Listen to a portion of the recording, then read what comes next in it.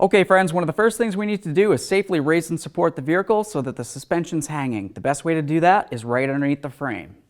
Once you've done that, remove all 5 lug nuts and remove the wheel.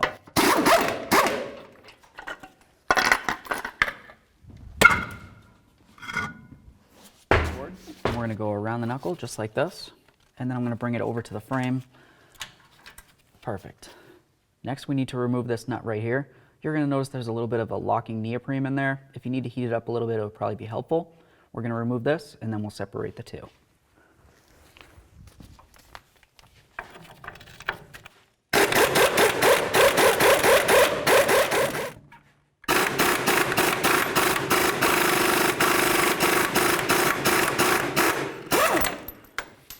Nut, put on just a couple threads. Now we're going to bonk on the knuckle a little bit to try to separate the two. Just keep in mind that this will try to pull away.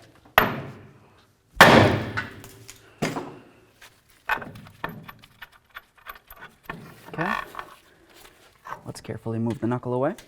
The next thing we need to do to get the upper control arm off is to remove the 2 mounting bolts. There's one here and there's one on the forward side of the control arm as well.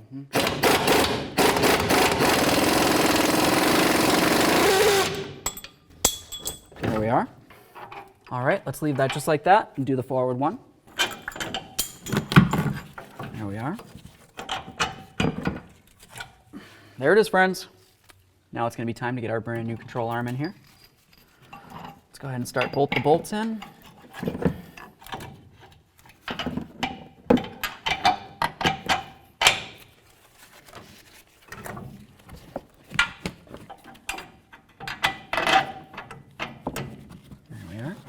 A little bit of thread locker. Let's start on our nuts here. There we are. The thing we need to do is lift up our control arm. I like to use a nice pry bar. Go right in between like this so that the control arm's level with the way it would look if the vehicle was on the ground. Torque this to 130 foot-pounds. Do the same to the forward bolt. Line up your ball joint stud with the knuckle hole. I'm going to use a pry bar to pull it down. Start that nut on there. Let's go ahead and snug this up. The lower ball joint nut as well. Torque your upper ball joint nut to 40 foot-pounds.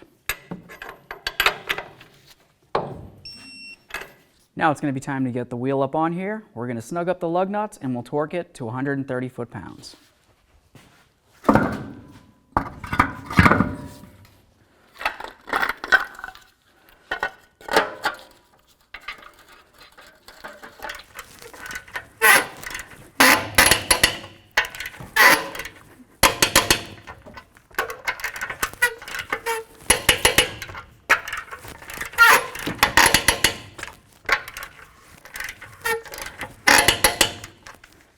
Torqued.